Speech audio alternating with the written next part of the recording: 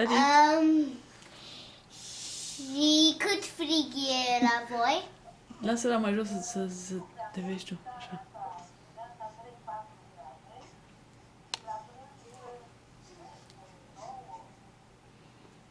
Este cald? Cald, frig? Care fric.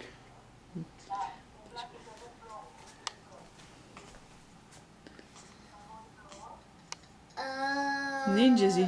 Ninge.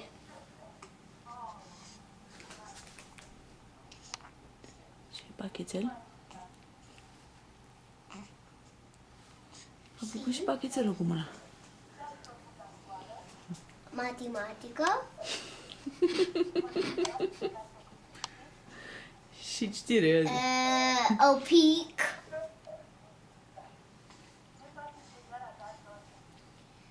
Sta pe canapea.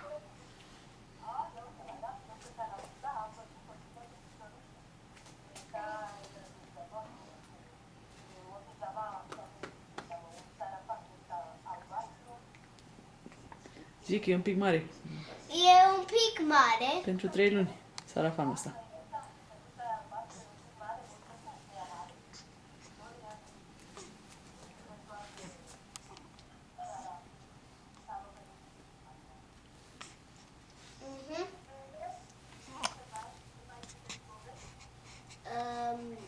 Nu, mami face aia.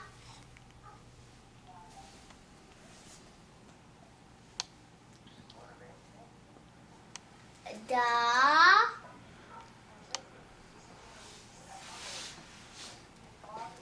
Să zici când să opresc să încep altă soare.